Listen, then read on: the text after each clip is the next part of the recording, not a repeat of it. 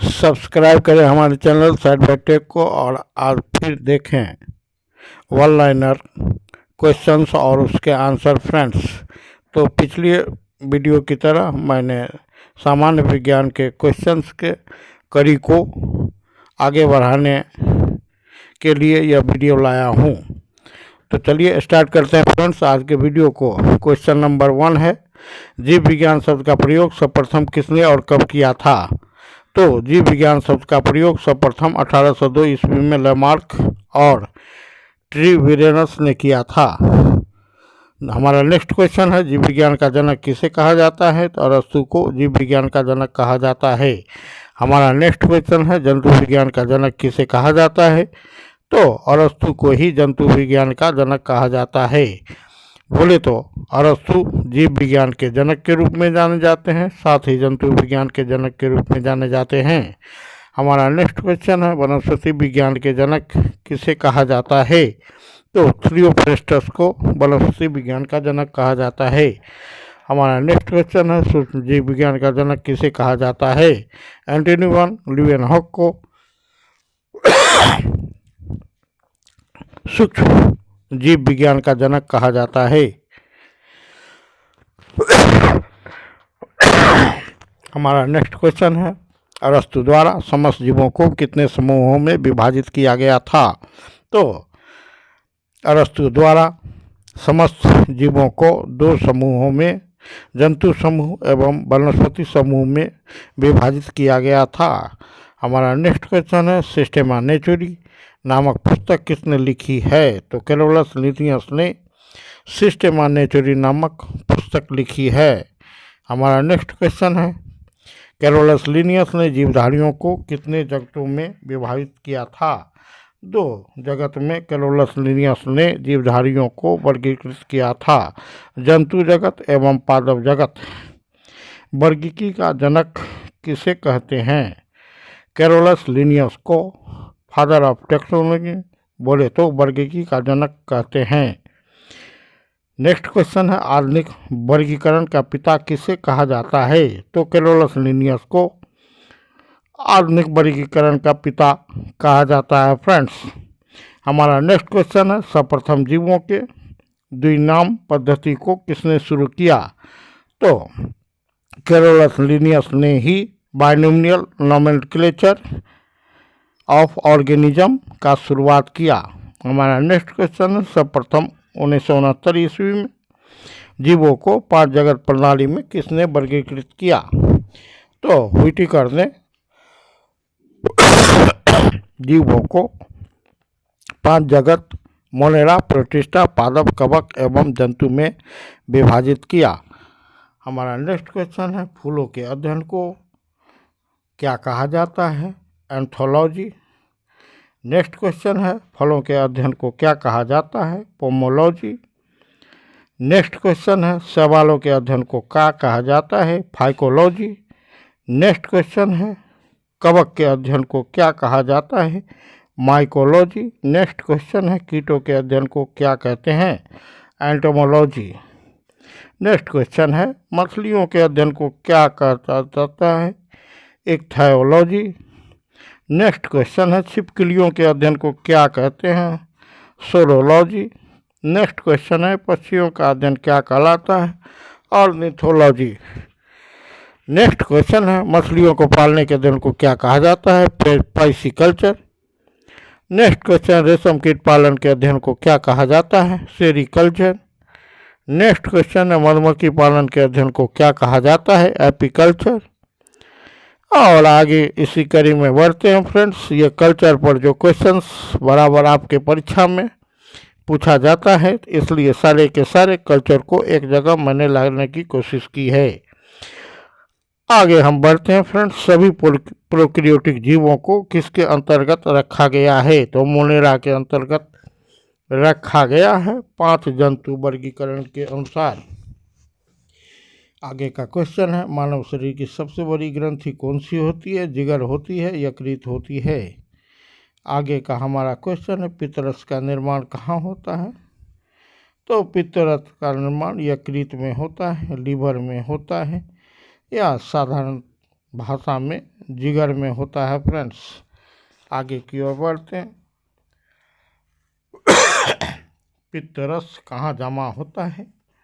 तो यकृत के पित्ताशय में, बोले तो गोल ब्लैडर में पित्तरस जमा होता है। हमारा नेक्स्ट क्वेश्चन है, विटामिन ए का संश्लेषण कहाँ होता है? तो यकृत में विटामिन ए का संश्लेषण होता है। नेक्स्ट क्वेश्चन है, यूरिया का निर्माण कहाँ होता है? तो यकृत में यूरिया का निर्माण होता है। नेक्स्ट क्वेश्चन, हेपेटाइटिस बी किस अंग का संक्रमण है? तो यकृत का संक्रमण है hepatitis B. Hepatitis B chronic jaundice है फ्रेंड्स, और यह वायरस के कारण होता है। नेक्स्ट क्वेश्चन है, मानव शरीर की दूसरी सबसे बड़ी ग्रंथि कौन सी है? तो मानव शरीर की प्रथम सबसे बड़ी ग्रंथि यकृत है फ्रेंड्स। और जहाँ तक हम दूसरी की सबसे बड़ी ग्रंथि, largest gland of our body, तो वह अग्नाशय होगा friends. Second largest gland is अग्नाशय, बोले तो pancreas. And first largest gland of our body, बोले तो यकृत या लिवर। आगे की ओर बढ़ते हैं फ्रेंड्स। मानव शरीर की मिश्रित ग्रंथि कौन सी है? तो अग्नाशय या पेनक्रियाज। नेक्स्ट क्वेश्चन है, मानव शरीर के दोनों बाह्यस्रावी और अंतःस्रावी ग्रंथि कौन सी है? तो अग्नाशय या पेनक्रियाज फ्रेंड्स। आगे की ओर बढ़ते हैं, मानव शरीर के दोनों एंजाइम और हार्मोन स्रावित करने वाली ग्रंथि कौन सी है? तो यह भी अग्नाशय या पेनक्रियाज है फ्रेंड्स। और नेक्स्ट क्वेश्चन हमारा संबंधित है इंसुलिन हार्मोन से, जिसका स्रावन अग्नाशय या पेनक्रियाज ग्रंथि से होती है फ्रेंड्स। नेक्स्ट क्वेश्चन है, इंसुलिन अग्नाशय की किन कोशिकाओं के द्वारा स्रावित होती है? तो बीटा कोशिकाओं के द्वारा होती है फ्रेंड्स। नेक्स्ट क्वेश्चन है, इंसुलिन की कमी से कौन सा रोग होता है? मधुमेह या डायबिटीज रोग होता है। नेक्स्ट क्वेश्चन है, मधुमेह डायबिटीज का संबंध किस अंग की कुसक्रियता से होता है? तो अग्नाशय और पेनक्रियाज के कुसक्रियता के कारण डिसफंक्शन के कारण होता है। आगे हम लेके आए हैं इस कड़ी में अनेक महत्वपूर्ण जीवों के वैज्ञानिक नाम, जैसे कि उदाहरण के तौर पर मैंने क्वेश्चन नंबर 1 में दे रखा है, मनुष्य का वैज्ञानिक नाम है होमो सेपियंस। और द्विनाम पद्धति के आधार पर वैज्ञानिक के नाम की सूची इस प्रकार है। मनुष्य का वैज्ञानिक नाम होमो सेपियंस, मटर का वैज्ञानिक नाम पाइसम सैटिवम, चना का वैज्ञानिक नाम सीसर एरिटिनम, मेढक का वैज्ञानिक नाम राना टेगरीना। और बुफो की बात करें तो कुत्ता का वैज्ञानिक नाम कैनिस फैमिलियरिस, आम का वैज्ञानिक नाम मेंजीफेरा इंडिका, सरसों का वैज्ञानिक नाम ब्रासिका कैम्प्रेस्टिस, धान का वैज्ञानिक नाम ओरिजा सेटेवा, और गेहूं का वैज्ञानिक नाम टेटिकम एस्टिवम होता है फ्रेंड्स। द्विनाम पद्धति की अगर बात करें तो इसका पहला शब्द किसका पहचान बताता है फ्रेंड्स? तो वंश का, जीनस का। और द्विनाम पद्धति में दूसरा शब्द किसका पहचान बताता है? तो जाति का, स्पेसीज का। दोनों के दोनों शब्द अंग्रेजी के कैपिटल अक्षर से शुरू होता है, जैसा कि आप वैज्ञानिक नाम में देख पा रहे हैं। आगे की ओर बढ़ते हैं फ्रेंड्स। हमारा नेक्स्ट क्वेश्चन है, कोशिका के अध्ययन को क्या कहा जाता है? तो कोशिका के अध्ययन के विज्ञान को कोशिका विज्ञान या साइटोलॉजी कहा जाता है। नेक्स्ट क्वेश्चन है, जीवन की सबसे छोटी रचनात्मक और कार्यात्मक इकाई को क्या कहते हैं? तो जीवन की सबसे छोटी रचनात्मक और कार्यात्मक इकाई को कोशिका कहते हैं फ्रेंड्स। जीवन की सबसे छोटी इकाई क्या है? कोशिका जीवन की सबसे छोटी इकाई है। Smallest unit of our body. जैसा कि मैंने पहले के वीडियो में बताया, एक कोशिका से बने जीव को एक कोशिकीय जीव कहते हैं। एक से अधिक कोशिका से बने जीव को बहुकोशिकीय जीव कहते हैं। एक कोशिका जीव की अगर बात करें तो इस अंतर्गत मैंने बताया था अमीबा, युगलिना, पैरामीशियम और रोग कारक एंट अमीबा हिस्टोलिटिका, ट्रिपनोसोमा गैम्बियंस सदृश प्रोटोजोआ आते हैं। आगे की ओर बढ़ते हैं और इन्हीं प्रोटोजोआ में से एक है युगलिना, जिसे हम पौधे और जंतु के बीच योजक कड़ी के रूप में जानते हैं, जिसमें क्लोरोफिल होता है और ये प्रकाश संश्लेषण भी करते हैं। बट इनमें जीवों की तरह प्रजनन और प्रचलन दोनों होता है, आप इसे भी याद रखेंगे। We are question for your examination friends. Next question है हमारा, सबसे बड़ी कोशिका कौन सी होती है? तो शुतुरमुर्ग के अंडे की कोशिका सबसे बड़ी कोशिका होती है। नेक्स्ट क्वेश्चन, सबसे छोटी कोशिका कौन सी होती है? तो माइकोप्लाज्मा, बोले तो पीपीएलओ, प्लीरोनिमोनिया लाइक ऑर्गेनिज्म। पीपीएलओ प्लीरोनिमोनिया जैसे जीव होती है। यह आकार में लगभग 10 माइक्रोमीटर की होती है। नेक्स्ट क्वेश्चन है, सबसे लंबी कोशिका कौन सी होती है? तो तंत्रिका कोशिका होती है, जिसे हम अंग्रेजी में न्यूरॉन कहते हैं फ्रेंड्स। नेक्स्ट क्वेश्चन है, मानव शरीर की सबसे छोटी कोशिका? तो शुक्राणु स्पर्म या नर युग्मक मानव शरीर की सबसे छोटी कोशिका होती है। नेक्स्ट क्वेश्चन, मानव शरीर की सबसे बड़ी कोशिका कौन सी है? तो अंड कोशिका। अंडा या अंडाणु मानव शरीर की सबसे बड़ी कोशिका है। इसका व्यास लगभग 0.1 मिलीमीटर होता है। आगे हम बढ़ते हैं फ्रेंड्स। कोशिका शब्द का प्रयोग सर्वप्रथम किसने किया था?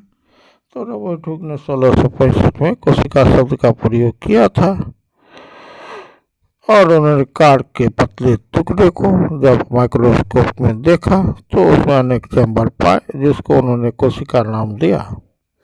और साथ ही साथ उन्होंने यह नहीं पाया कि कोशिका में साइटोप्लाज्म होता है, न्यूक्लियस होता है, क्योंकि यह 1665 ईस्वी की बात थी, जब माइक्रोस्कोप अपने शुरुआती चरण में था और बिल्कुल ही स्पष्ट रूप से कोशिका को परिभाषित नहीं किया जा सका था।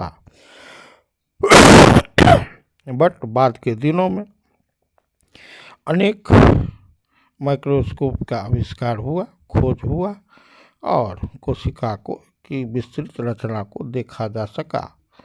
और जैसा हम जानते हैं, इलेक्ट्रॉन माइक्रोस्कोप की खोज नॉल एवं रस्का ने की थी। नेक्स्ट क्वेश्चन है फ्रेंड्स, कोशिका की खोज किसने की? तो रॉबर्ट हुक ने 1665 में कोशिका की खोज की। कोशिका शब्द को रॉबर्ट हुक ने दिया। कोशिका के नाभिक की खोज किसने की? तो रॉबर्ट ब्राउन ने 1831 में कोशिका के नाभिक की खोज की थी। दोनों के दोनों क्वेश्चन कन्फ्यूजन पैदा करते हैं, इसलिए मैंने इसे साथ में दे रखा है। हमारा नेक्स्ट क्वेश्चन, नाभिक के केंद्रिका की खोज किसने की? फॉन्टेना ने नाभिक के केंद्रिका की खोज की थी। नेक्स्ट क्वेश्चन, राइबोसोम की खोज किसने की थी? जॉर्ज पैलेट ने राइबोसोम की खोज की थी, जिसे कोशिका में प्रोटीन फैक्ट्री के रूप में जाना जाता है। नेक्स्ट क्वेश्चन, लाइसोसोम की खोज किसने की? क्रिश्चियन डी डुबे ने 1998 ईस्वी में लाइसोसोम की खोज की थी। और बोले तो लाइसोसोम को बैग्स ऑफ सुसाइड कहते हैं, आत्महत्या की थैली कहते हैं, आप इसे भी याद रखेंगे। नेक्स्ट क्वेश्चन, सेंट्रोसोम की खोज किसने की? थियोडोर बोवेरी ने, टी बोवेरी ने 1888 ईस्वी में इसका वर्णन और नामांकन किया। हमारा नेक्स्ट क्वेश्चन फ्रेंड्स, क्रोमोसोम गुणसूत्र की खोज किसने की? वाल्डेर ने क्रोमोसोम की खोज की थी। क्रोमोसोम, जिसे हम आनुवंशिक इकाई कहते हैं, यूनिट ऑफ हेरिडिटी कहते हैं, जो आनुवंशिक गुणों को एक पीढ़ी से दूसरी पीढ़ी में ले जाता है। फ्रेंड्स, हमारा नेक्स्ट क्वेश्चन है, लवक की खोज किसने की थी? हैकेल ने 1865 में लवक की खोज की थी। प्लास्टिड की खोज की थी। प्लास्टिड 3 प्रकार के होते हैं, पौधों में रंग प्रदान करते हैं। यह है क्लोरोप्लास्ट, क्रोमोप्लास्ट और ल्यूकोप्लास्ट। आगे हम बढ़ते हैं फ्रेंड्स, माइटोकॉन्ड्रिया, जिसे कोशिका का पावर हाउस कहते हैं, इसकी खोज अल्टमैन ने 1886 ईस्वी में माइटोकॉन्ड्रिया की खोज की थी। नेक्स्ट क्वेश्चन है, गोल्जी इकाई की खोज किसने की थी? कैमिलो गोल्जी ने गोल्जी इकाई की खोज की थी। नेक्स्ट क्वेश्चन, अंतःपरवर्ती जालिका की खोज किसने की थी? Endoplasmic reticulum. अंतःपरवर्ती जालिका की खोज पोर्टर ने 1945 में की थी। आगे हम बढ़ते हैं, जीवद्रव्य की खोज किसने की? डुजार्डिन ने 1835 में जीवद्रव्य की खोज की थी। नेक्स्ट क्वेश्चन है, कोशिका द्रव्य की खोज किसने की थी? तो क्लार्ड ने कोशिका द्रव्य की खोज की थी। नेक्स्ट क्वेश्चन है, कोशिका भित्ति की खोज किसने की थी? तो रॉबर्ट हुक ने 1665 में कोशिका भित्ति की खोज की थी। वास्तव में रॉबर्ट हुक ने जब कोशिका की खोज की तो उन्होंने मधुमक्खी के छत्ते के समान अनेक चैम्बर्स देखे थे अपने कॉर्क की पतली सेक्शंस में, और भूलवश उन्होंने इसे कोशिका नाम दे दिया था। लेकिन डिक्शनरी में अगर देखें तो कोशिका का मतलब होता है छोटा कैद खाना, और इसी वजह से फिर भी रॉबर्ट हुक के सम्मान में आज भी हम कोशिका को कोशिका के रूप में जानते हैं, सेल के रूप में जानते हैं। आगे हम बढ़ते हैं फ्रेंड्स, कोशिका झिल्ली की खोज किसने की थी? वनस्पति वैज्ञानिक कार्ल नेगली और सी क्रेमर ने 1855 में कोशिका झिल्ली की खोज की थी। कोशिका झिल्ली की अगर बात करें तो पौधे की कोशिका या फिर जंतु की कोशिका में यह उपस्थित होती है। जंतु की कोशिका में सबसे बाहरी झिल्ली के रूप में, जबकि पादप की कोशिका में कोशिका भित्ति के नीचे स्थित होती है। फ्रेंड्स, डीएनए की खोज किसने की थी? जेम्स वाटसन और फ्रांसिस क्रिक ने 1953 में डीएनए की खोज की थी, और ये नोबेल पुरस्कार से सम्मानित किए गए। फ्रेंड्स, नेक्स्ट क्वेश्चन है, आरएनए की खोज किसने की थी? सेवेरो ओकावा, रॉबर्ट हॉली और कार्ल बोसे ने आरएनए की खोज की थी। आप इसे भी याद रखेंगे। जहाँ तक डीएनए की बात है तो यह आनुवंशिक पदार्थ होता है। डीएनए का फुल फॉर्म डीऑक्सीराइबोन्यूक्लिक एसिड होता है। आरएनए की बात करें तो आरएनए प्रोटीन संश्लेषण में मदद करता है। आरएनए का निर्माण डीएनए से होता है। आरएनए कोशिका द्रव और केंद्रक दोनों में पाए जाते हैं। आगे हम बढ़ते हैं फ्रेंड्स, आरएनए का फुल फॉर्म होता है राइबोन्यूक्लिक एसिड, और दोनों ही न्यूक्लिक एसिड हैं, और न्यूक्लिक एसिड के 2 प्रकार हैं, डीएनए और आरएनए। आगे बढ़ते हैं, जीन की खोज किसने की थी? ग्रेगर जोहान मेंडल ने जीन की खोज की थी। आगे हम बढ़ेंगे फ्रेंड्स, पेंसिलिन की खोज किसने की थी? अलेक्जेंडर फ्लेमिंग ने पेंसिलिन की खोज की थी। चेचक के टीके की खोज एडवर्ड जेनर ने की थी, और रेबीज के टीके की खोज लुई पास्चर ने की थी। वशीकरण की खोज लुई पास्चर ने की। हैजा व टीबी के जीवाणु की खोज रॉबर्ट कोच ने 1982 ईस्वी में की थी। कोशिका सिद्धांत की बात करें फ्रेंड्स तो सेल थ्योरी कोशिका सिद्धांत का प्रतिपादन स्लाइडन एवं स्वान ने किया था। इसमें एक जंतु विज्ञानी थे और दूसरे वनस्पति विज्ञानी थे। दोनों ने सामूहिक रूप से कोशिका सिद्धांत का प्रतिपादन किया? डीएनए संरचना का मॉडल किसने दिया? तो डीएनए संरचना मॉडल वाटसन एवं क्रिक ने दिया था। आगे बढ़ते हैं फ्रेंड्स।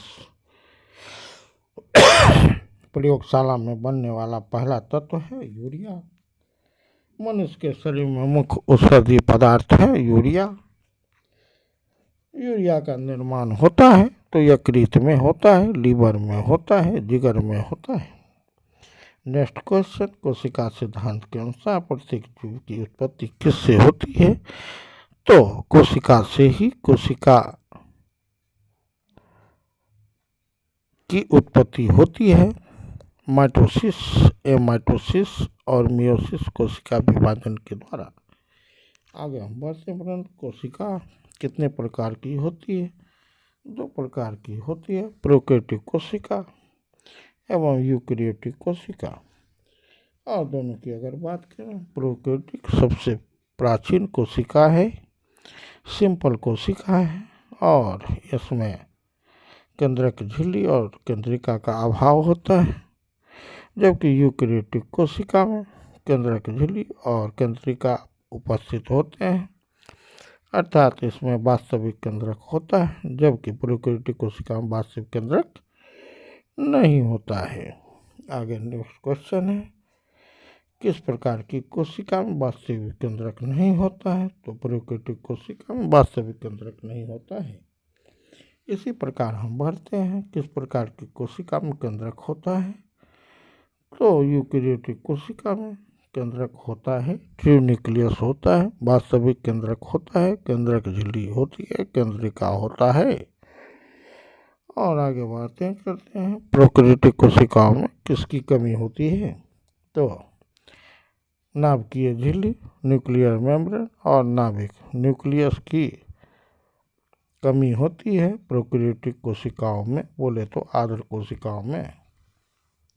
नेक्स्ट क्वेश्चन, किस प्रकार की कोशिका में केंद्रक झिल्ली और केंद्रिका अनुपस्थित होती है? तो प्रोकैरियोटिक कोशिका में केंद्रक झिल्ली और केंद्रिका अनुपस्थित होती है। प्रश्नों को कई बार पूछा जाता है बदल कर, लेकिन आपको याद रखना है थीम को, और इसके लिए आपको कई प्रकार के क्वेश्चनों के पूछे जाने को देखना पड़ेगा, कैसे परीक्षा में क्वेश्चन को टर्न करके पूछा जाता है।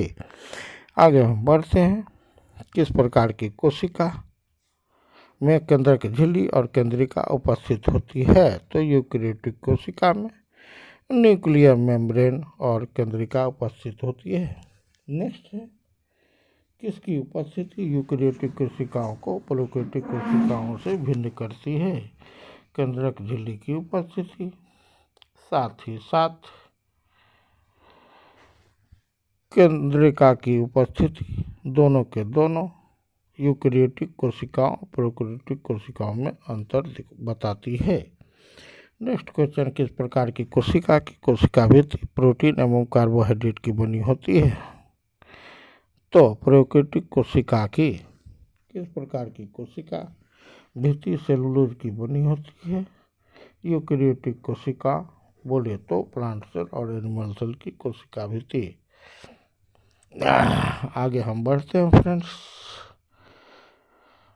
जहाँ तक कोशिका भित्ति की बात है तो यह प्लांट सेल में पाई जाती है, जबकि यूकेरियोटिक कोशिका में दोनों के दोनों कोशिकाएं आती हैं, जंतु कोशिका एवं पादप कोशिका। बट कोशिका भित्ति सिर्फ पादप कोशिका में पाई जाती है, इसे आप याद रखेंगे। नेक्स्ट क्वेश्चन है, किस प्रकार की कोशिका में माइटोकॉन्ड्रिया अनुपस्थित होता है? तो यूकेरियोटिक कोशिका में माइटोकॉन्ड्रिया अनुपस्थित होता है। किस प्रकार की कोशिका में 70S प्रकार का राइबोसोम होता है? प्रोकैरियोटिक कोशिका में होता है, जबकि यूकेरियोटिक कोशिका में 80S प्रकार का राइबोसोम होता है, where S is the sedimentation coefficient friends. और राइबोसोम 2 यूनिट के बने होते हैं, बड़े यूनिट और छोटे यूनिट। आगे नेक्स्ट क्वेश्चन है, किस प्रकार की कोशिका में लाइसोसोम अनुपस्थित होता है?